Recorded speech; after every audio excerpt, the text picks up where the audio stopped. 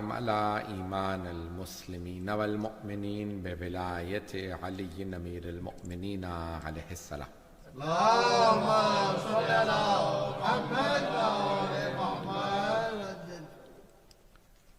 والصلاة والسلام والتحية والإكرام على أفضل الموجودات العبد المؤيد والرسول المسدد المصطفى الأمجد المحمود الأحمد أعني أبا القاسم محمد. اللهم صل على محمد وآل محمد. وعلى روحه ونفسه وصهره ووسيه سيد الأتقياء والأصفياء مولى الموالي إمام المتقين علي بن أبي طالب. اللهم صل على محمد وآل محمد. وعلى أوصيائه لا سيما بقية الله في الأرضين روحي وأرواح العالمين لتراب مقدمه الفدا واللعنة الدائمة على أعدائهم أجمعين من الآن إلى قيام يوم الدين. أما بعد فقد قال الله الحكيم في كتابه الكريم بسم الله الرحمن الرحيم يا أيها الذين آمنوا اتقوا الله وكونوا مع الصادقين. صدق الله.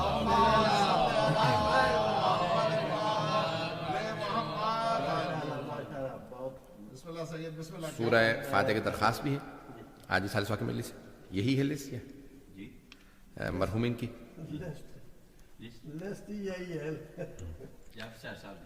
جعفر صاحب کے تمام مرحومین کے لیے، حاضرین کے تمام مرحومین کے لیے، تمام شہداء ملت جعفریہ کے لیے اور تمام ان مؤمنین مرحومین کے لیے جن کی قبروں پہ کوئی فاتحہ پڑھنے والا نہیں. الفاتحہ. بسم اللہ الرحمن الرحیم الحمد للہ رب العالمین اهدنا الصراط المستقيم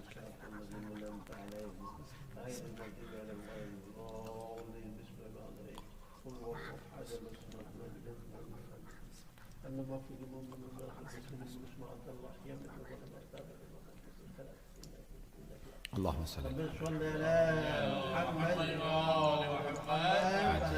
اس سے بہتر انداز سے صلاۃ زحمت کریں گے.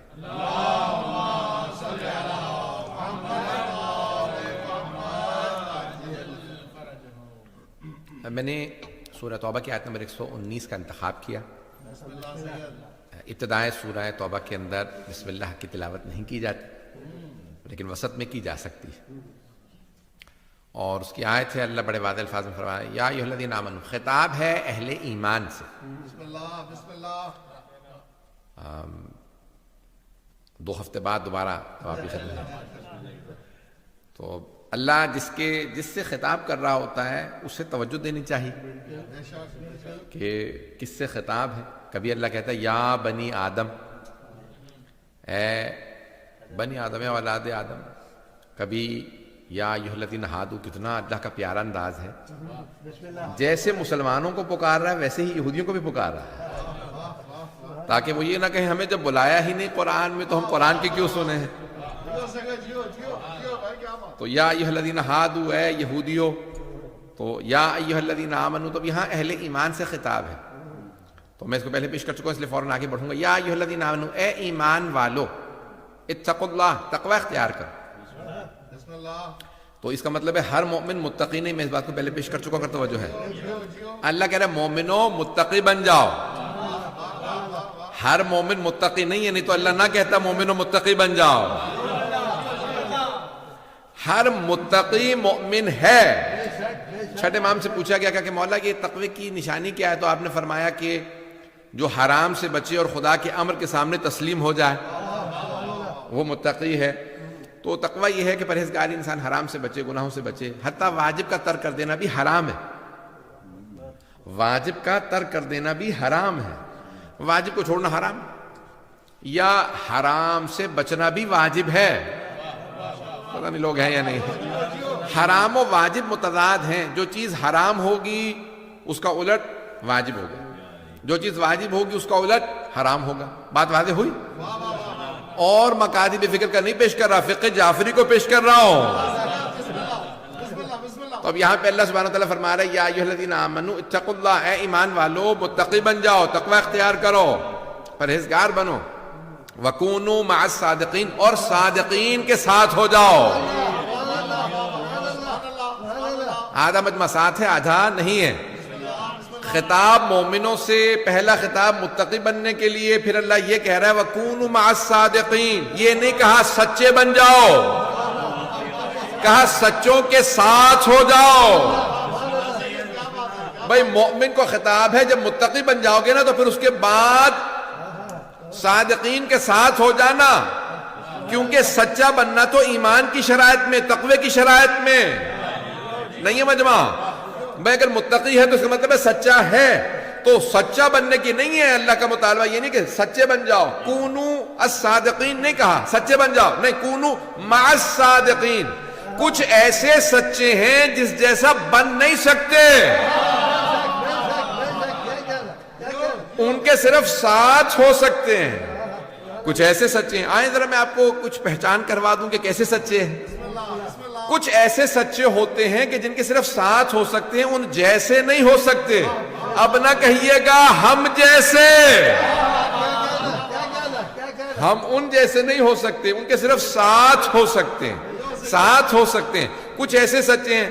تو اب سب سے پہلے میں آپ کو سچے وہ دکھا دوں جو میدان مباہلہ میں گئے ہیں.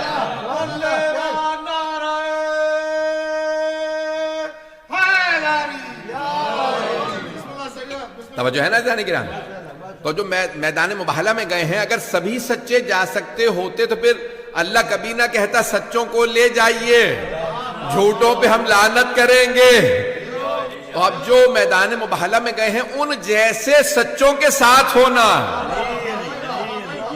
ایک اور بات یہاں پیش کر دوں، بھئی وہاں لعنت جو ہے وہ جھوٹوں پہ کی گئے، فَنَجْعَلْ لَعْنَةَ اللَّهِ عَلَى الْكَاذِبِينَ. پھر ہم جو ہے وہ جھوٹوں پہ خدا کی لعنت بھیجیں گے. تو اب یہ کون سے جھوٹوں پہ خدا کی لعنت؟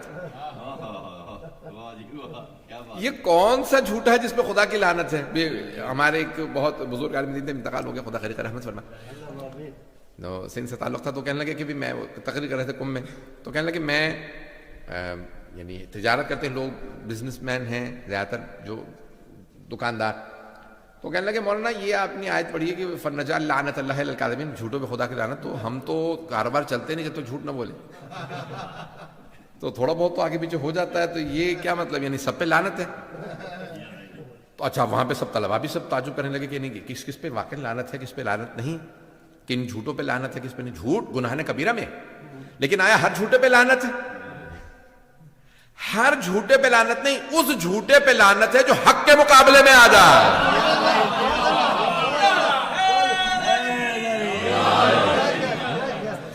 جو حق کے مقابلے میں آ جاتا ہے ایسے جھوٹے پہ خدا کی لعنت ہے. جو حق کے مقابلے میں آ جائے، سچوں کے مقابلے میں آ جائے، جو حق والوں کے مقابلے میں آ جائے، چاہے وہ مباہلہ میں ہو چاہے سقیفہ میں ہو.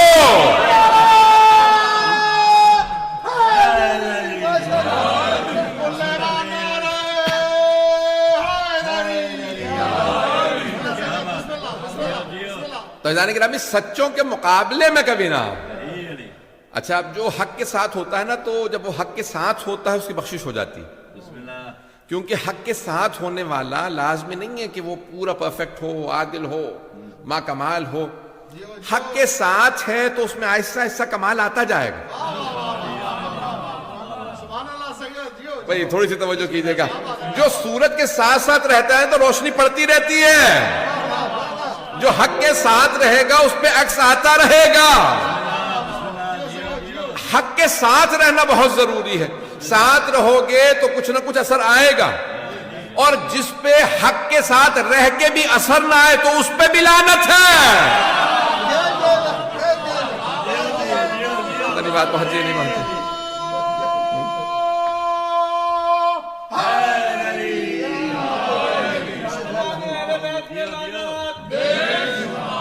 بات پہنچ رہی ہے نا جان کے؟ جو حق کے ساتھ رہے، سچ کے ساتھ رہے، سچوں کے ساتھ رہے، پھر بھی کوئی اثر قبول نہ کرے. بھئی دیکھیں نا یہ پانی کیسا ہوتا ہے، آپ نے غور کیا نا، اپنا کوئی رنگ نہیں ہوتا اس کا. جو آپ اسے رنگ دینا چاہیں وہ رنگ لے لیں. المؤمن کالماء، میں نے ماہ رمضان میں ایک حدیث پیش کی تھی، مومن پانی کی طرح سے ہوتا ہے. عزیزان گرامی اسی لیے ہم کہتے ہیں کہ مومن کا عنوان و صحیفۃ المؤمن حب علی ابن ابی طالب. حبیب خدا فرما گئے کہ مومن کے نامہ اعمال کا سرنامہ ولایت علی ہوگی.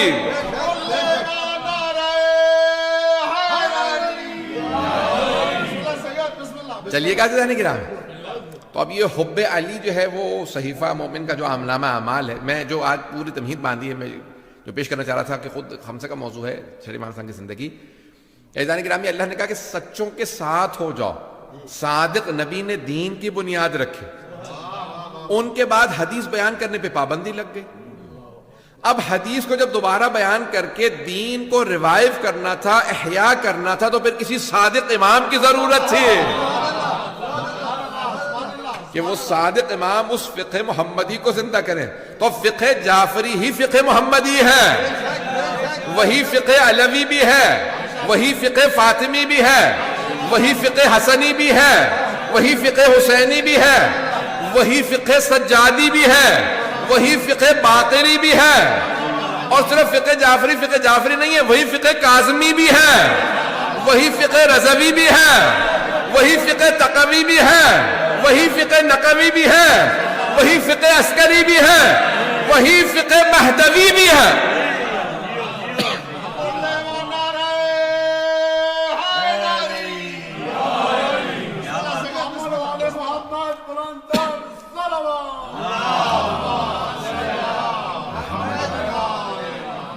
اور فرمانے جانے گرامی یہ جو فقہ جعفری جس طرح سے فقہ حنفی ہے، فقہ مالکی ہے، فقہ شافعی ہے، فقہ حنبلی ہے، ویسے فقہ جعفری نہیں ہے.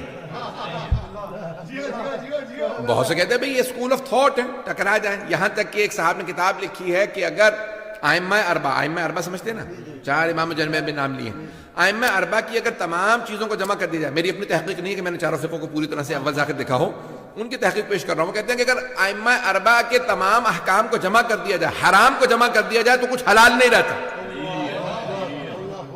اتنا تعداد ہے کہ اگر سارے حرام جمع کر دیے جائیں تو کچھ حلال نہیں، اور اگر سارے کے سارے حلال جمع کر دیے جائیں تو کچھ حرام نہیں رہتا. عزیزان گرامی اس طرح سے فقہ جعفری نہیں ہے. فقہ جعفری ہی فقہ علوی ہے، یہی فقہ محمدی ہے. بس میں ایک حدیث پیش کر دوں. میں سمجھتا ہوں کہ میں نے ساری کی ساری مجلس مکمل کر دی. میں پھر آگے بڑھ جاؤں گا، پھر فقہ امام صادق علیہ السلام کو پیش نہیں کروں گا، کچھ اور مطالب پیش کروں گا امام کی زندگی سے. بس یہ ایک حدیث چھٹے امام کی سن لیجیے، سے پلے سے باندھ لیجیے گا کہ چھٹے امام علیہ السلام فرماتے ہیں حرام محمد حرام الی یوم القیامہ وحلالہ حلال الی یوم القیامہ. آپ فرماتے ہیں محمد صلی اللہ علیہ وآلہ وسلم کا حرام قیامت تک کے لیے حرام ہے، ان کا حلال قیامت تک کے لیے حلال ہے. بھئی یہ اور ہوں گے جو کہیں گے کہ ہم رسول خدا کے حرام کو حلال کر رہے ہیں. یہ کھانا تھا یعنی رسول خدا کے زمانے میں حلال تھا، وہ حرمہما وعاقب علیہما، میں اسے حلال کر رہا ہوں. اور پھر اس کے بعد کہیں کہ نہیں رسول خدا کے زمانے میں حلال تھا، میں حرام کر رہا ہوں. عزیزان گرامی بھائیوں سے پوچھ لیجئے، ہمارے بھائی کہتے ہیں کہ ہم اہل سنت نہیں ہیں، ہم اہل سنت والجماعت ہیں.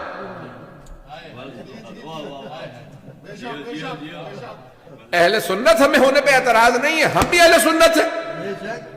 سنت نبوی پہ ہمیں اعتراض، والجماعت پہ ہمیں اعتراض ہے. بھئی جب ہمارے 12 امام، کچھ لوگ پہنچ گئے، جب ہمارے 12 معصوم امام محمد مصطفیٰ کے حرام کو حلال نہیں کر سکتے اور ان کے حلال کو حرام نہیں کر سکتے، تو جماعت صحابہ کو کیسے حق ہے؟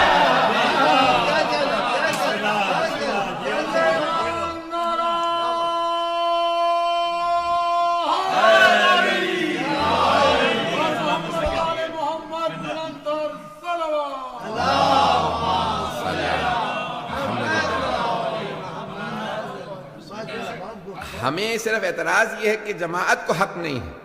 اب مجھے نہیں پتا کہ علامہ اقبال نے یہ کس جماعت کے لیے کہا تھا. اگرچہ بت ہیں جماعت کی آستینوں، مجھے ہے حکم ادا لا الہ الا اللہ. اگر توجہ ہو عزیزان گرامی، اب یہ جماعت کا مسئلہ آ جاتا ہے کہ آپ کہیں کہ اس کو بھی مانو جماعت میں، اسے بھی مانو، اسے بھی مانو. ہمارا مسئلہ یہ آ جاتا ہے، ہم کہتے ہیں نہیں، سنت نبوی پہ ہم قربان، اہل بیت پہ ہم قربان، قرآن پہ ہم قربان. لیکن جہاں تابعین کا، صحابہ کا اور دوسروں کا اگر دین کا مسئلہ پیغمبر سے ٹکرا گیا تو پھر ہمیں کوئی چیز پیغمبر کے مقابلے میں قبول نہیں ہے، کیونکہ قرآن نے کہہ دیا ما آتاکم الرسول فخذوہ وما نہاکم عنہ فانتہوا. اگر جو کچھ تمہیں رسول دے دے قبول کر لو، جس سے روک دے رک جاؤ. اس میں نہیں کہا کہ صحابہ شامل ہیں. رسول خدا کا اللہ فرما رہا کہ جو کچھ وہ کہہ دیں ویسا کرو. بات واضح ہو رہی ہے اذان گرامی؟ تو اذان گرامی اب اعتراض یہی ہوا چھٹے امام پہ، پانچویں امام پہ. یہ آپ کیوں کہتے ہیں قال رسول اللہ صلی اللہ علیہ وسلم؟ رسول خدا نے فرمایا. سند بیان کریں، سند سمجھتے ہیں نا، چین آف نریشن. سند بیان کریں، آپ نے کس سے حدیث لی، اس نے کس سے لی، اس نے کس سے لی، اس نے بھئی آپ 83 ہجری میں آپ کی ولادت ہوئی ہے، 114 ہجری کے بعد اب آپ جو ہیں وہ سنبھال رہے ہیں منصب امامت 114 ہجری کے اندر، اور یہ یعنی رسول خدا کی وصال کو 100 سال سے زیادہ ہو چکا. تو 100 سال بعد آپ سند بھی بیان نہیں کر رہے. آپ فرماتے ہیں قال رسول اللہ صلی اللہ علیہ وسلم، رسول خدا نے یہ فرمایا. تو آپ کو کیسے پتا چلا؟ کسی نے تو بتایا ہوگا آپ کو. بھئی جو بھی ممبر پہ آتا ہے، جو مجمع میں بیٹھتا ہے، جو پیاز کی دکان پہ بیٹھ کے کہہ رہا ہے پیاز نہ کھاؤ یا کھا لو، مکے میں تو بخشے گئے. جو آدمی جو کچھ بھی کہتا ہے وہ سند بیان کرتا ہے. میں نے اس سے سنا کہ رسول خدا نے فرمایا کہ اگر مکے میں پیاز کھایا تو بخشا گیا. پتہ نہیں لوگ ہیں یا نہیں ہیں. قابل اعتراض قابل گرفت بات نہیں کروں گا. عزیزان گرامی، اب یہاں پہ امام سے اعتراض ہوا کہ آپ بیان کیجئے سند کیا ہے. آپ نے فرمایا میں جو کچھ بیان کرتا ہوں اپنے بابا سے، میرے بابا جو کچھ بیان کرتے ہیں میرے دادا سے، وہ جو کچھ بیان کرتے ہیں اپنے والد سے، حسین ابن علی سے، وہ حسن سے یا امیر المؤمنین سے، اور علی جو کچھ بیان کرتے ہیں رسول خدا سے. اللہ قرآن میں فرما رہا ہے وما ينطق عن الهوى ان هو الا وحی یوحی. رسول خدا نطق ہی نہیں کرتے جب تک کہ وحی نازل نہ ہو جائے. کہا ہم جو کچھ بیان کرتے ہیں وہ اللہ ہی سے ہے. یہ میرا سلسلہ سند ہے.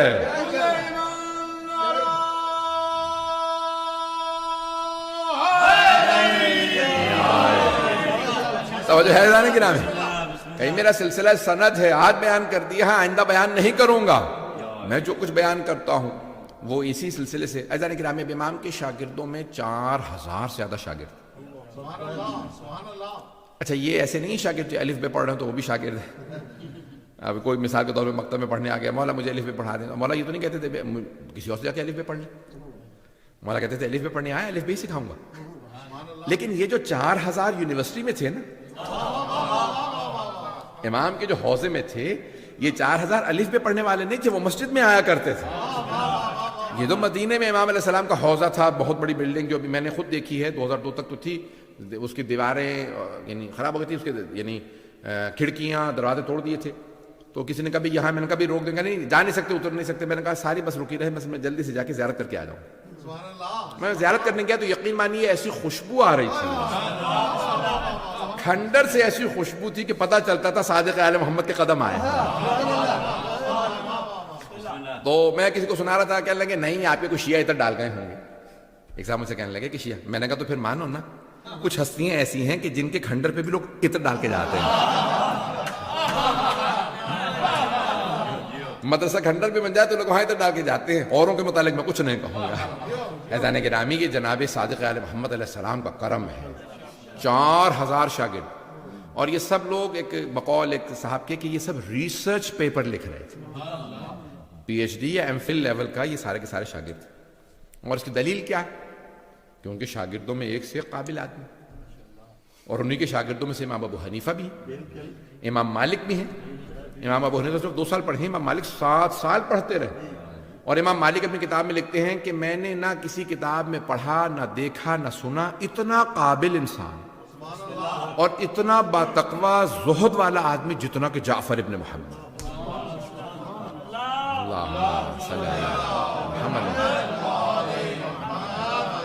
چلیے گا نا، تھوڑا سا موضوع خشک ہو جائے گا لیکن چلیے گا. کہ میں نے اتنا مقدس انسان نہیں دیکھا، اتنا علم والا نہیں دیکھا کہ جب کسی موضوع پہ جا کے بات کر لو، جس موضوع پہ جب جا کے سوال کرو لگتا ہے ابھی تیاری کر کے آؤ. پتہ نہیں لوگ ہیں یہ نہیں کہ جیسے ہمیشہ ان کو حضور ذہن ایسا ہی رہتا ہے، ہمیشہ حاضر جواب ہے. شام سے ایک فقیہ آیا، بہت قابل تھا، کہا شام سے آیا ہوں جعفر ابن محمد سے ملنا. ان کے شاگردوں نے دیکھا مولا علیہ الصلوۃ والسلام کے، تو کبھی کیا بات ہے ہم سے بات کر لو. کہ نہیں مجھے ان سے سوالات کرنا، ہم موجود ہیں بات کرو. کہ نہیں مجھے امام سے مناظرہ کرنا ہے، مناظرہ کرنا ہے، ہم میں سے کسی سے بات کر کے دیکھو شاید ہم جواب دیں. نہیں مجھے جعفر ابن محمد سے ملنا بلاؤ. اب امام علیہ السلام سے کہا مولا ایک آدمی آیا شام کا کہ فقیہ ہوں، 20 سال سے فقیہ ہوں، وہ مناظرہ کرنا چاہتا ہے. مولانا نے کہا اچھا ٹھیک ہے. آئے کہ فرماؤ کیا بات ہے. کہ میں بہت بڑا فقیہ ہوں، مجھے آپ سے مناظرہ کرنا. امام نے کس موضوع پہ؟ یعنی مجھے قرآن پہ آپ سے مناظرہ کرنا. امام نے کہا یہ میرا شاگرد ہے اور اس کا نام حمزہ طیار ہے، اس سے مناظرہ کر لوں. کہا شاگرد سے مناظرہ کیا کروں گا، میں خود فقیہ ہوں، میں خود استاد ہوں، میں شام کے جتنے فقہا ہیں ان کا میں استاد ہوں، تو میں آپ سے. امام نے کہا اچھا سن، اگر تو نے اسے ہرا دیا نا حمزہ طیار کو، سمجھ تو نے مجھے ہرا دیا. پتہ نہیں لوگ ہیں یا نہیں. میرا شاگرد ہے، میں نے اس کو پروان چڑھایا، اسے میں نے پالا، یہ میرا پروان تھا، اسے تو نے ہرایا تو سمجھا مجھے ہرا. جا کے اس کے ساتھ وہاں بیٹھ جا، جو تمہیں مناظرہ کرنا ہے سامنے بیٹھ مناظرہ کرے گا. تو کبھی سارے لوگ تھے انہی کے ماننے والے تھے، میں تو روب میں تھا، پتہ نہیں لوگ ہیں یا نہیں. میں پریشر میں تھا، آرام سے جا مناظرہ کر لے، جو تو فیصلہ کرے گا کہ تو جیتا تو ہارا، جو تو کہے گا مجھے قبول. پتہ نہیں لوگ ہیں یا نہیں. بھئی اکثر ہوتا یہ ہے کہ جب مناظرہ ہوتا ہے نا ہر آدمی کہتا ہے میں جیت گیا. نہیں ہے لوگ، امام کہہ رہے جو تو فیصلہ کرے گا مجھے قبول ہوگا. جب حمزہ طیار کے ہاتھوں چاروں شانے چت، اب یہ اردو والے سمجھ سکتے ہیں، یہ کشتی کے لیے استعمال کیا جاتا، جسے بالکل ایک دوسرا پہلوان چت کر دے نا، فلیٹ کر دے، لٹا دے مار مار کے، تو اسے کہتے ہیں چاروں شانے چت. پتہ نہیں لوگ ہیں یا نہیں. جو دوسرا پہلوان اتنی مار کھائے کہ اٹھا تک نہ جائے، بالکل زمین پہ اس کے بازو اور دونوں پاؤں زمین پہ ہل نہ سکے، اتنی مار کھائی ہو. پتہ نہیں لوگ ہیں یا نہیں. اسے کہتے ہیں چاروں شانے چت. اب جب وہ چاروں، تو ایک مرتبہ آیا کہا کہ مجھے آپ سے پھر مناظرہ کرنا ہے. مولانا نے کہا ابھی تو نے مناظرہ کیا حمزہ طیار سے. کہا ہاں ان سے تو ہار گیا ہوں. کہا اب کس موضوع میں مناظرہ کرنا؟ کہا مجھے ادبیات پہ مناظرہ کرنا. مولانا نے کہا ذرا بلاؤ ہشام ابن سالم کو. ہشام ابن سالم کو بلاؤ، کہا جائے اس سے مناظرہ کر. کہا نہیں مجھے آپ سے مناظرہ کرنا ہے. مولانا نے کہا اس سے تو پہلے شاگرد سے تو بحث کر کے دیکھ لے. مناظرہ کیا، پھر واپس آیا، کہا مجھے آپ سے مناظرہ کرنا ہے. مولانا نے کہا ابھی تو نے کیا مناظرہ. کہا اس سے تو ہار گیا ہوں، مجھے آپ سے مناظرہ کرنا ہے. مولانا نے کہا اب کس موضوع پہ؟ کہا علم کلام پہ. امام نے کہا ہشام ابن حکم کو بلاؤ. لوگ ہوں، ایک مرتبہ کا توحید میں کروں گا. امام نے کہا بلا. مختلف شاگردوں کے نام لیتے رہے. کہا جس موضوع پہ تو کہے گا شاگرد ہے. ہر شاگرد سے ہار کر آخر میں کہا اب فقہ پہ مناظرہ کروں گا. امام نے کہا زرارہ کو بلاؤ. زرارہ اپنے آئین سے ہارا. جب کہا کیسے کیسے شاگرد ہے جس کے ساتھ بیٹھو ہلنے نہیں دیتا، چاروں طرف سے علمی دلیلیں لے کے آتا، لگتا ہے علم اسی پہ اترا. امام نے کہا ہم نے سکھایا.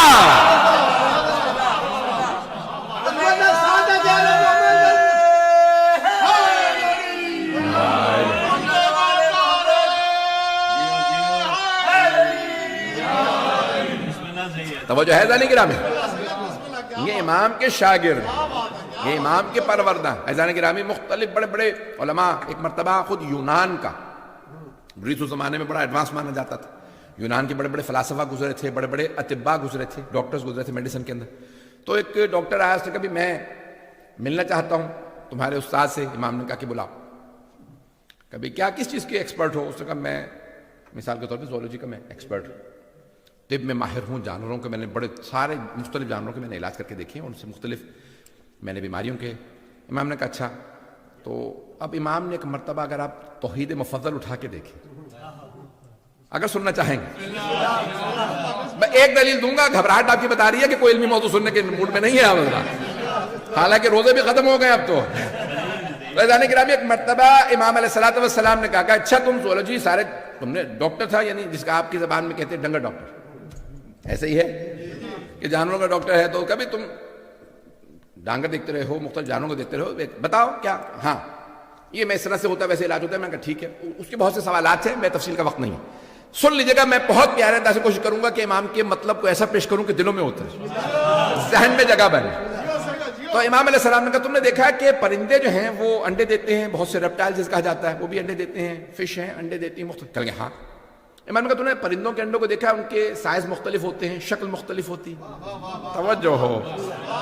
اچھا اب شاگرد پریشان ہے کہ امام تو جانور پرندے پالنا پولنا یہ ہمیں صبح سے رات تک ہمیں پڑھاتے رہتے ہیں، تہجد میں ہیں، نماز میں ہیں، عبادات میں ہیں، روزوں میں ہیں، قرآن میں ہیں، یہ پرندوں سے جانوروں سے متعلق ایسے گفتگو کر رہے ہیں کہ پوری زندگی انہوں نے طبابت کی ہو، پتہ نہیں لوگ ہیں یا نہیں۔ اب شاگرد بھی پریشان ہے کہ ہمیں ساری زندگی پڑھاتے میں ہو گئی، یہاں تک کہ حضرت زرارہ نے کہا مولا جب آپ کے بابا پڑھاتے تھے نا تو میں بچہ تھا، آپ کے پاس بیٹھتا تھا، آپ مجھے حج پڑھاتے تھے، مولا یہ 35 سال ہو گئے مجھے پڑھتے ہوئے، یہ فقہ کب ختم ہوگا؟ امام علیہ السلام نے فرمایا زرارہ وہ حج جو جناب آدم کی خلقت سے 2000 سال پہلے شروع کیا، تم چاہتے ہو سارا پڑھا دو؟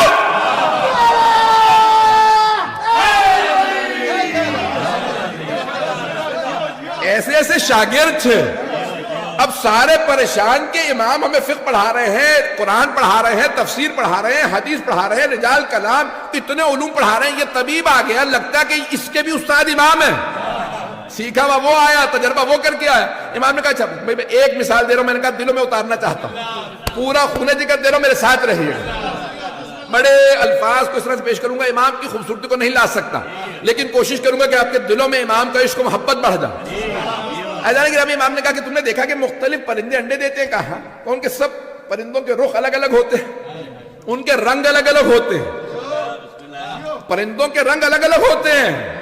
کبوتر ہی اگر آپ دیکھیں تو کتنے ہی رنگوں کے کبوتر ہوتے ہیں، مرغیاں رنگ برنگی ہوتی ہیں، کتنے رنگوں کی ہوتی ہیں، کتنے پرندے، سب کی بولیاں الگ الگ، بولیاں الگ الگ، چونچیں الگ الگ، آنکھیں الگ الگ، کچھ تیرنے والے کچھ اڑنے والے۔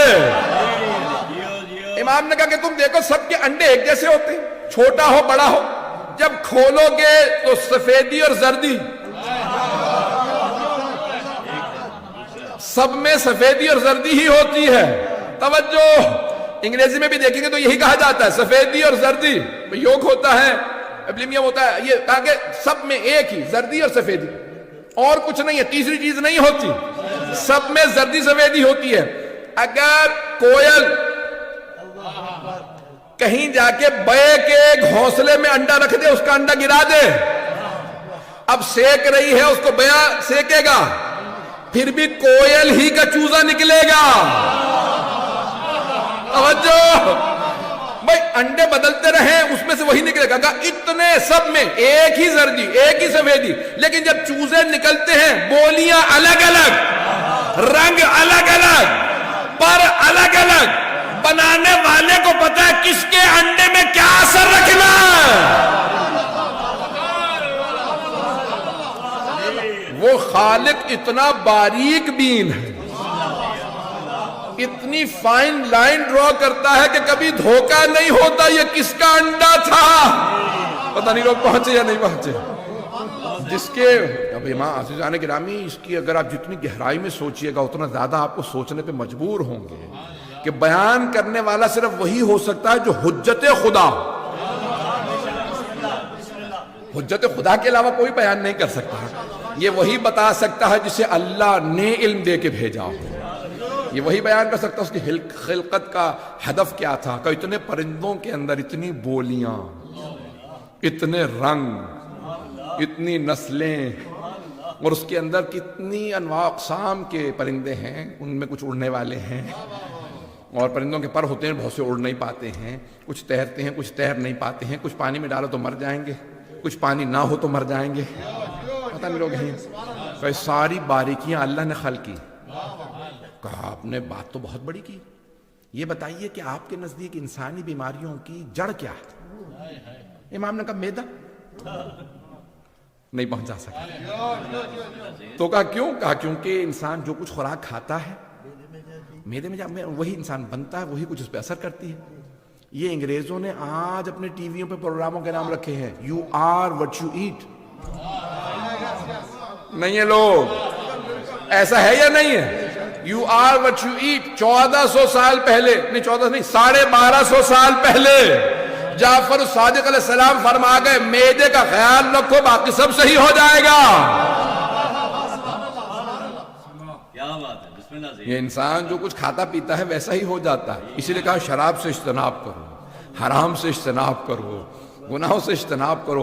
ان تمام چیزوں کے آپ کی روح پہ اثر ہوں گے، جسم پہ اثر ہوں گے، بینائی پہ اثر ہوگا، یہاں تک کہ مختلف چیزیں. مولا یہ بیماری ہے، یہ پریشانی ہے، کیا کروں؟ یہ چیز کھا لیجیے. عزیزان گرامی، اس زمانے میں جہاں میڈیسن نہیں ہے، امام بتا رہے ہیں کہ مختلف چیزوں کے اثرات ہیں. اور بعد میں سائنس نے ڈسکور کیا کہ بھئی یہ مختلف جو آپ کے جو یہ جتنے بھی یہ نٹس ہوتے ہیں ان کے سب کے اثرات ہیں کہ جو شوگر والے ہیں ان کو ہارٹ اٹیک نہ ہو جائے، یا اخروٹ کھا لیجیے. یہ چیزیں بتاتے ہیں یا نہیں بتاتے؟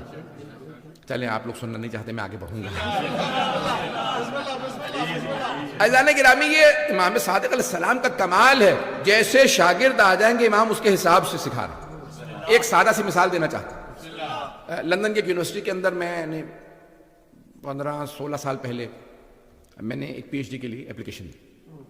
تو انہوں نے کہا کہ بھئی یہ موضوع، انہوں نے مجھے فون کیا، میں یہاں پہ فیکلٹی کی ہیڈ خاتون پروفیسر ہوں، یہ نام ہے. یہاں پہ ہمارے پاس کوئی بھی اتنا کوئی قابل آدمی نہیں جو کہ اس پی ایچ ڈی کو سپروائز کر سکے. سپرویژن ہمارے کرنے کے لیے ہمارے پاس نہیں. میں نے کہا میں آپ کو کوئی بتا دیتا ہوں کہ وہ سپروائز کر سکتے ہیں. کہ لگے ہم ایک اسٹوڈنٹ کے لیے ایک آدمی نہیں لا سکتے، نہیں ہمیں بہت زیادہ کاسٹ آئے گی. تو میں نے کہا آپ کی یونیورسٹی میں کتنے اسٹوڈنٹس ہوں گے؟ کہ 20,000 سے زیادہ. توجہ، پڑھانے والے کتنے ہیں؟ Professor, assistant professor, lecture. ان کو تو کئی 100 ہیں، ہنڈریڈز. توجہ. اچھا ایک ڈپارٹمنٹ میں آپ اکیلی ہیں؟ نہیں. اس نے کہا ایک ڈپارٹمنٹ میں اکیلا آدمی ہو ہی نہیں سکتا، کیونکہ ڈپارٹمنٹ کے اندر اسپیشلائزیشن سب کا الگ الگ نہیں ہے. مجمع ہر ڈپارٹمنٹ میں ایک ہی فزکس کا ڈپارٹمنٹ ہے، اس میں ایک پروفیسر نہیں ہے، کئی پروفیسرز ہیں. نہیں ہے مجمع میرے ساتھ؟ آپ انگلش کے ڈپارٹمنٹ میں چلے، انگلش ہے، لینگویج ہے، کیا مصیبت ہے؟ اتنے ڈپارٹمنٹ میں لوگ کیوں ہیں؟ کبھی سب کا اسپیشلائزیشن الگ الگ ہے. کوئی لٹریچر کا ہے، کوئی کمپیریٹو اسٹڈیز کا ہے، کوئی لنگوسٹکس کا ہے، کوئی لینگویج کا ہے، کوئی گرامر کا ہے. نہیں ہے مجمع؟ ایک ہی زبان ہے، اس کے اندر اتنے پروفیسر کا نہیں. 15 20 30 بعض کا پروفیسر ہیں ایک ڈپارٹمنٹ میں. اس لیے نہیں کہ اسٹوڈنٹ زیادہ ہیں، اسپیشلائزیشن الگ الگ ہے.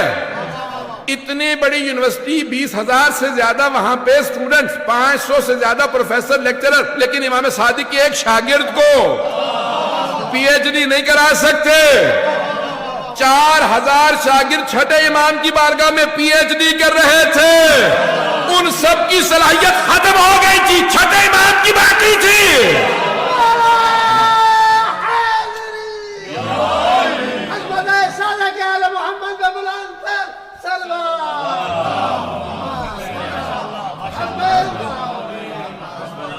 توجہ فرمائی جانے گرا. وہ سب کے سب پڑھ رہے تھے الگ الگ علوم، پڑھانے والے ایک، اور وہ کہہ رہے تھے کب تک یہی پڑھاتے رہیے گا، کچھ اور پڑھائیے. نہیں ہے مجمع؟ امام علیہ السلام جانے گرا. میں بس ایک واقعی طرف اشارہ کروں گا کہ امام علیہ السلام سے، اب یہ کسی بھی امام کا ہو، کہ امام علیہ السلام سے ایک شاگرد نے کہا کہ مولا یہ آدمی آیا تھا، وہ اپنی زبان میں بات کر رہا تھا، آپ ان کے ملک گئے ہیں؟ پتہ نہیں لوگ ہیں یا نہیں. مولا نے کہا کیوں؟ کہا ان کی زبان آپ روانی سے بول رہے تھے، نہ آپ نے انٹرپریٹر بلایا ہے، نہ پوچھا کون سی زبان ہے یہ، کہ کیسے کو بات بتایا تو صحیح کہ کس زبان میں بات کر رہا ہے، کہاں سے آیا ہے. تو مولا آپ نے اس کی زبان میں اسی سے روانی سے بات کی. امام مسکرائے. امام نے کہا ذرا کنکری دینا. اٹھائی. امام نے لعاب دہن لگایا کہ منہ میں رکھ. اس نے وہ کنکری منہ میں رکھی. اب سارے شاگرد دیکھ رہے ہیں کہ کیا کر رہے، بہت تیزی، 1 2 3 4 5 گن رہا بہت تیزی سے. کیا گن رہے ہو؟ 70 تک گیا. کہ امام کے لعاب دہن کو میں نے اپنی زبان پہ رکھا، 70 زبانیں تو مجھے ازبر ہو گئی ہیں.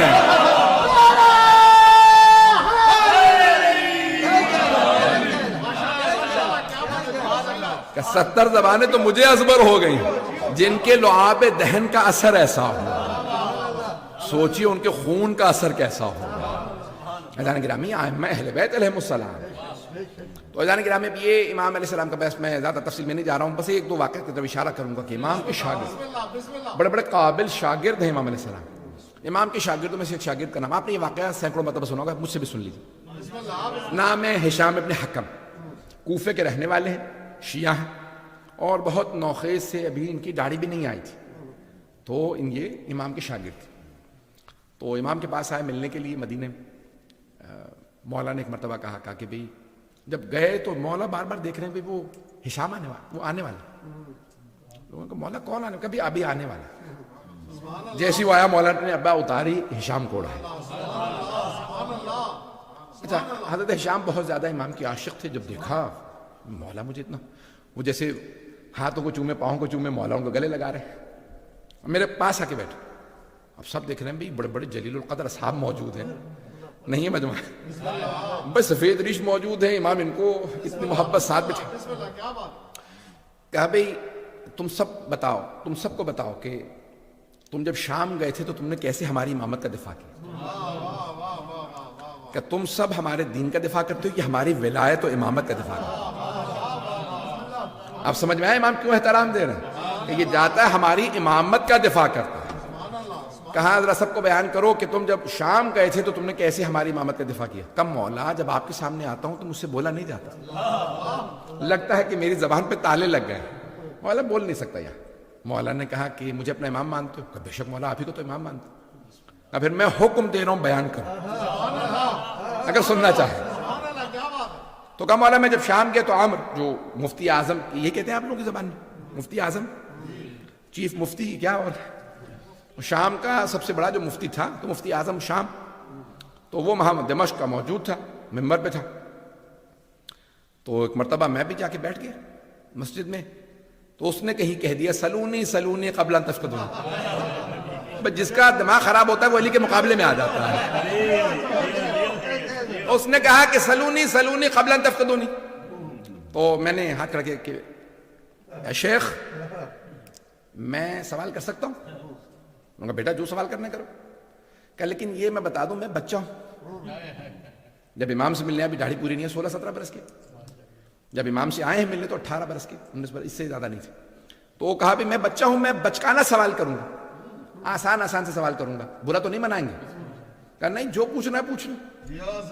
اب وہ 73 برس کے شیخ تو کہا کہ یہ بتائیے آپ کی آنکھیں ہیں؟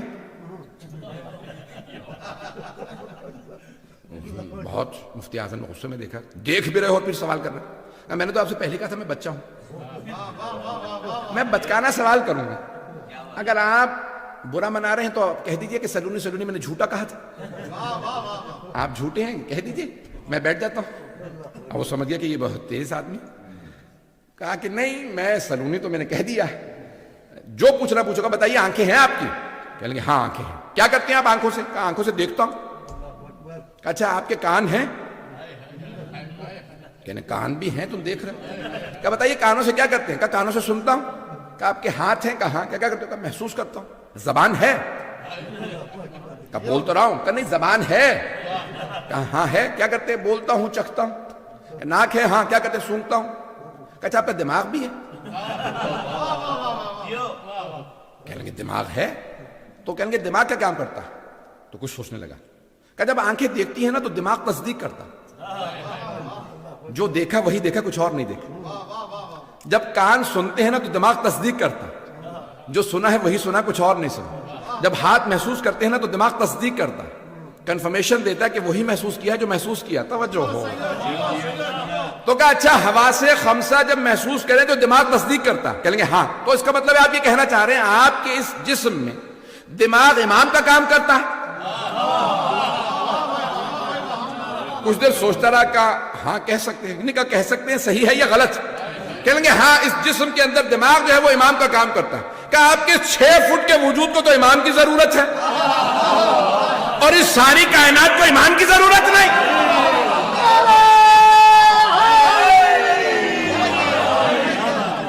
توجہ فرمائی. کہ یہ ساری کائنات کو امام کی ضرورت نہیں. تو کچھ دیر سوچتا رہا پھر کہا کہ کیا کہوں. کہا تم ہشام تو نہیں ہو؟ نام سن رکھا تھا کہ کوئی ہشام لڑکا آیا جہاں جاتا مناظرہ کرتا ہرا دیتا امامت. کہا تم ہشام تو نہیں ہو؟ کہا نہیں تقیہ میں تھے وہ. کہا میں ہشام نہیں ہوں. کہا تم اس کے دوست ہو؟ کہنے لگے نہیں. کہا کوفے کے رہنے والے ہو؟ کہا کوفے کے رہنے والا ہوں، کوفے سے آیا. کہا پھر تم ہی ہشام ہو. ممبر پہ میری جگہ تم آؤ، میں تو جاہل ہوں، پتہ نہیں لوگ ہیں یا نہیں. جب اس سے اقرار کروا لیا تو جھوٹا ہے سلونی نہ کہہ.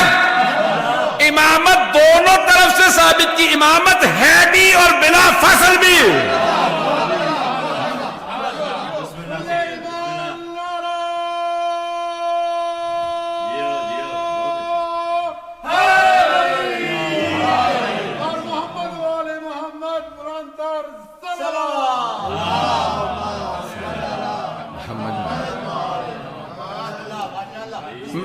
میں نے آپ سے کہا تھا واقعہ آپ نے سن رکھا ہوگا.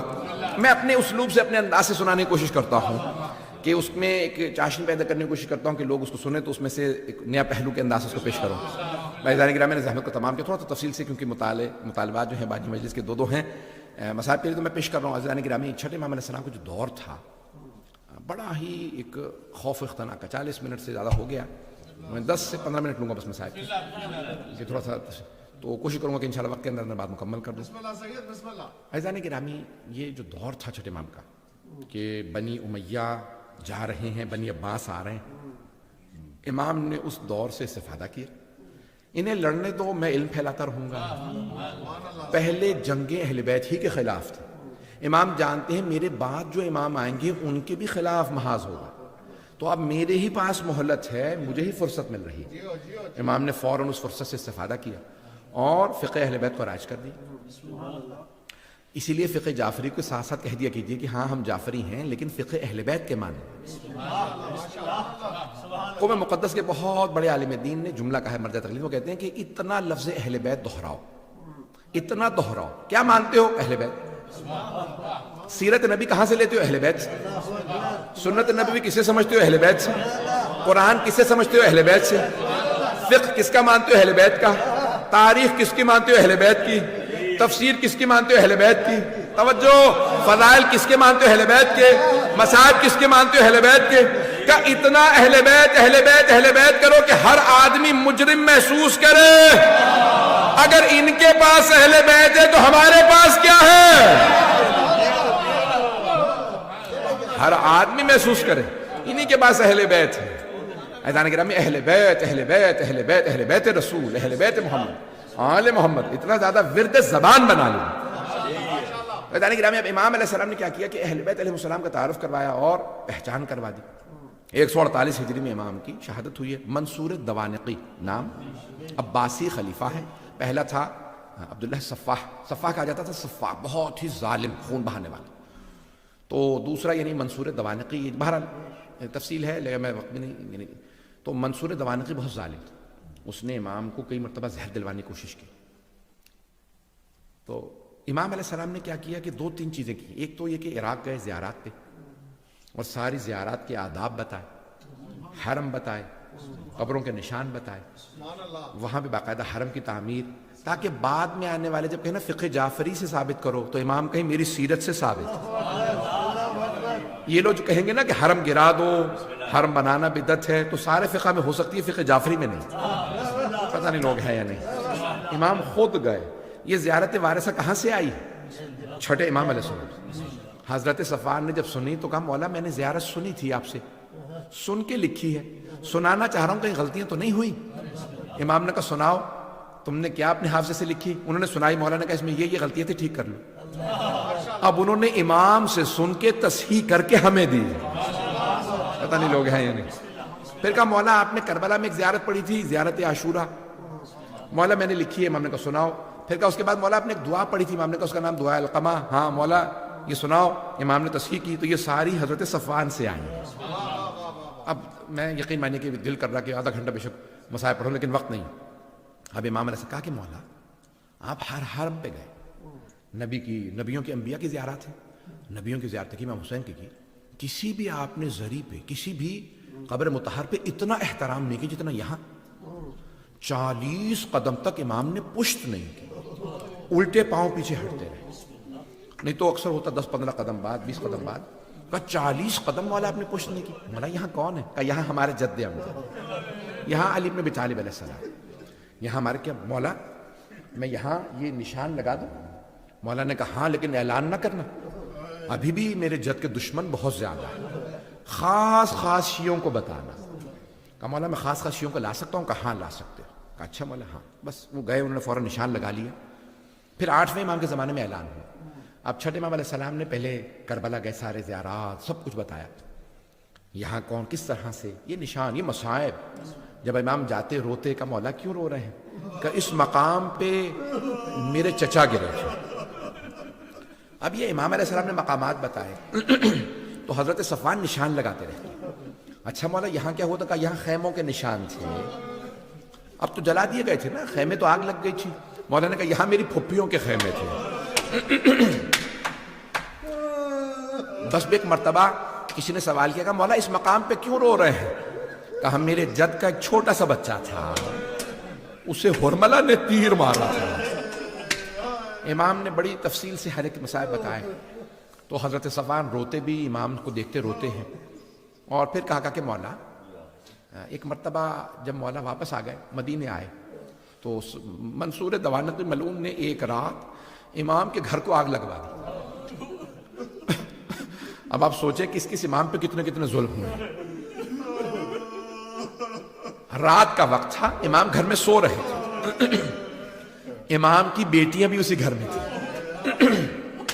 رات کے وقت امام کے گھر کو آگ لگوا دی۔ بس گھر کو آگ لگنا تھی، امام فوراً صحن میں آگے، خادم فوراً پانی ڈالنے لگے، آگ بجھا رہے تھے۔ امام نے نہ جانے کیا دیکھا، دیوار سے ٹیک لگا کے بیٹھ گئے اور زار و قطار رونے لگے۔ جب امام کو روتا دیکھا تو ایک خادم نے پوچھا مولا، نہ آگ بجھانے میں آپ مدد کر رہے ہیں، نہ گھر سے باہر جا رہے ہیں، صحن میں بیٹھ کے روتے چلے جا رہے ہیں، مولا کیا بات ہے؟ کہا مجھے شام غریبہ یاد آ گئی، مجھے شام غریبہ یاد آ گئی۔ مولا کیوں شام غریبہ یاد آ گئی؟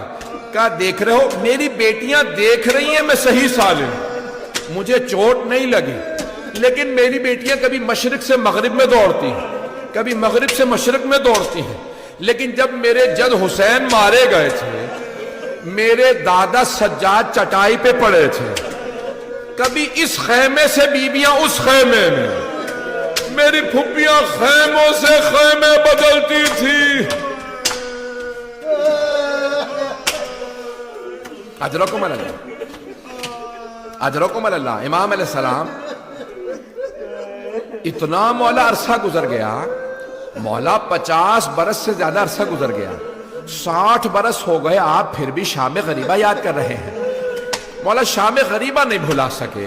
سنیں گے ذرا چند جملے سن لیجیے گا، اس سے پہلے مولا کی پوری شہادت پڑھوں، وہ جملے اور سن لیجیے۔ امام کے گھر میں مجلس ہو رہی تھی، آپ جانتے ہیں یہ لفظ مجلس یہ بڑا آسان ہے، آج آپ مجلس برپا کر لیتے ہیں کہ آپ کو کوئی روکتا نہیں ہے۔ پرانے زمانے میں مجلسوں پہ پابندیاں تھیں، حتیٰ مدینے میں مجلس پہ پابندی تھی، بنی عباس کا دور تھا، تو چھٹے امام کے گھر میں مجلس ہو رہی۔ ایک آدمی آیا، کہا مولا کیا بات ہے، اتنا افسردہ آپ کو کبھی نہیں دیکھا، اتنا مولا آنکھوں میں آنسو ہے۔ مولا نے کہا تمہیں نہیں معلوم، وہ مولا کے ننیحال سے دور کے رشتہ دار تھے۔ مولا نے کہا تمہیں نہیں معلوم؟ کہا نہیں مولا۔ کہا کہ تمہیں نہیں پتا یہ ایام محرم کے ایام ہیں، عاشورہ آ گیا ہے، ہم عاشورہ کی وجہ سے رو رہے ہیں۔ ایک مرتبہ کہا مولا حکومت اعلان نہیں کرتی، کبھی بتاتی نہیں ہے، ہمارے ذہن میں نہیں تھا۔ تو ایک مرتبہ مولا نے ان کو دیکھنے کے بعد کہا تمہارے والد شعر کہا کرتے تھے، مرثیہ بھی آپ پڑھتے ہیں نا، نوحہ پڑھیں گے، یہ شعر کی شکل میں ہوتے ہیں۔ تو کہا کہ میں مرثیہ کہا کرتے تھے تمہارے والد، تم بھی مرثیہ کہتے ہو؟ کہا میرے جد حسین کی شان میں کوئی مرثیہ کہا ہے؟ کہا مولا میں نے کہا ہے۔ کہا سناؤ میں رونا چاہتا ہوں۔ اب وہ جب سنانے لگا مولا نے کہا رک جاؤ ابھی نہیں، ایک خادم کو بلا کر ادھر آؤ، ذرا یہاں چادر کھینچ دو، یہاں چادر کھینچ دو۔ اس نے چادر لگا دی، پھر ایک خادمہ سے آواز ہے کہ کہا ذرا میری ماں سے کہو مجلس ہونے والی ہے۔ امام صادق کی والدہ حضرت ام فروا بنت قاسم ابن محمد ابن، ایک مرتبہ کہا میری ماں سے کہو مجلس ہونے والی ہے، میری بہنوں سے کہو مجلس ہونے والی ہے، میری بیٹیوں سے، میری زوجہ سب سے کہو مجلس، خادم آ گئی مجلس ہونے والی ہے۔ ایک مرتبہ امام نے کہا اب مجلس شروع کر دے، میری ماں آ گئی۔ امام کی والدہ گرامی، امام کی زوجہ، امام کی بہنیں، امام کی بیٹیاں سب آ کے بیٹھ گئے۔ تو اب عزیزان گرامی جب مجلس پردے کے پیچھے ہو رہی ہو نا تو بعض اوقات خواتین کی آواز آنے لگتی ہے۔ امام کی والدہ بہت بزرگ تھی، جب انہوں نے مولا حسین کا نام سنا نا اونچی اونچی رونے لگے، واہ حسین واہ حسین ہائے حسین، بلند آواز سے رونے لگی۔ اچھا وہ جو وہ مرثیہ پڑھنے والا امام کی والدہ کے خاندان سے تھا، اس نے ایک مرتبہ آواز دے کے کہا اے ام فروا اگر آپ زیادہ روئیں گی نا تو آپ کا بیٹا امام صادق آپ کو گلے لگائے گا, کہے گا اما اور نہ رو, اے مادر گرامی صبر کیجئے. لیکن اے ام فروا جب آپ کی پھپھیاں روتی تھی انہیں تازیانے مارے جاتے تھے. اجرکم اللہ, اجرکم اللہ. میں یہی ختم کر دیتا, 2 منٹ کی زحمت دوں گا, وقت تمام ہو چکا ہے. اجرکم اللہ. بس اس سے پہلے کہ نوحہ خوانی ہو, ماتم ہو, ایک مرتبہ امام کے ہاں مجلس ہو رہی ہے, سن لیں گے. مجھ سے کہا تھا امام جعفر صادق علیہ السلام کے ساتھ ساتھ امام موسیٰ کاظم کے بھی 2 جملے پڑھ دوں. جب مجلس ہو رہی تھی نا, امام کی والدہ رو رہی تھی تو سب رونے لگے, امام کے بچے بھی رونے لگے. امام نے خادم کو آواز دی, سارے مدینے والے امام کے گھر پہ جمع ہونے لگے. گھر پہ آ کے سب کہنے لگے کیا ہو گیا, کسی کا انتقال تو نہیں ہو گیا, یہ ایسے لوگ رو رہے ہیں. امام نے کہا الباب الباب, دروازہ دروازہ بند کر دو. ایک آدمی نے دروازہ بند کیا, پوچھا مولا کیا بات ہے, کہا میرا بیٹا بے ہوش ہو کے گر گیا.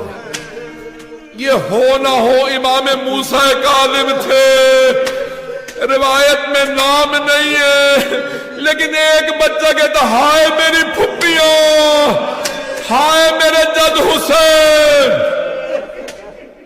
اجرکم اللہ, اجرکم اللہ. بھائی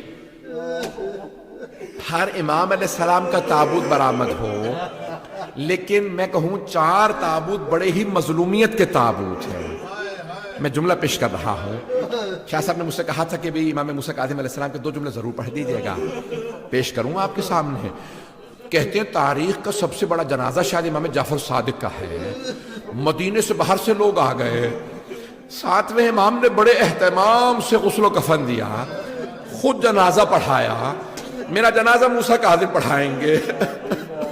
ہر باپ کو حسرت ہوتی ہے میرا غسل و کفن میرے بیٹے کرے, میرا جنازہ میرا بیٹا پڑھائے.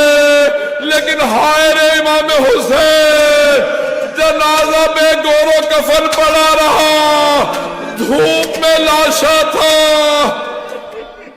اجرکم اللہ. آخری جملہ, بس بھی وقت تمام ہو چکا. 4 میں تابوت پیش کر رہا تھا, بس بھی میں نے سارے مصاحب چھوڑ دیے. 3 تابوت 4 ہیں, میں 3 پیش کروں گا.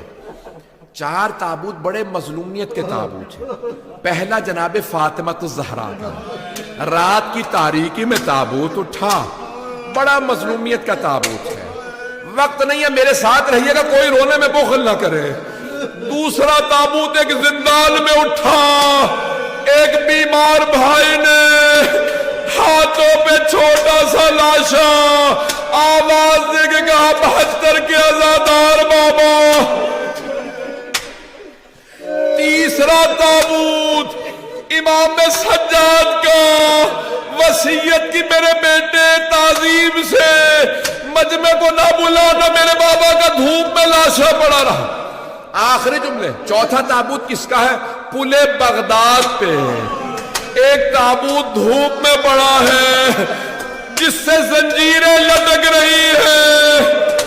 ایک مزدور نعرہ لگا رہا تھا رافضیوں کا امام مر گیا. الا لعنت اللہ علی القوم الظالمین.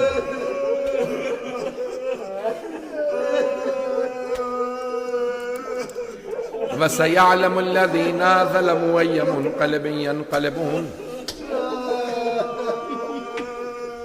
بس بھئی ہاتھوں کو بلند کیجئے گا.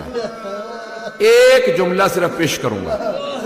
6 امام کی شہادت کا, جب ایک مرتبہ سادات حسنی کو گرفتار کر کے لے جا رہے تھے, امام کو پتا چلا کہ گرفتار کر رہے ہیں, فوراً امام ننگے پاؤں گھر سے دوڑتے ہوئے باہر آئے. کہا رہنے دو, ہم پہ پہلے بڑے ظلم ہو گئے ہیں, ان سادات کو گرفتار نہ کرو.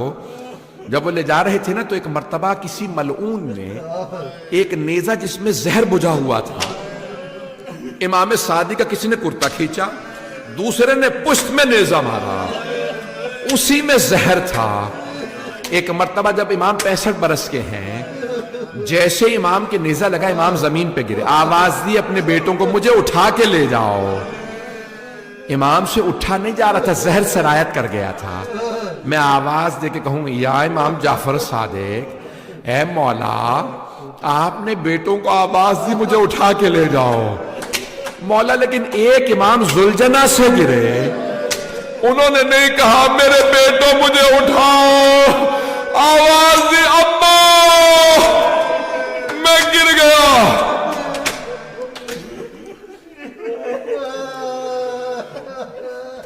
پروردگارا واسطہ صادق آل محمد کی عظمتوں کا, ان کی ٹوٹی ہوئی قبر کا واسطہ, تمام مومنین کے جان مال عزت آبرو کی حفاظت فرما, دشمنان اہل بیت کو نیست و نابود فرما, داعش و طالبان کو آل سعود کو غارت فرما.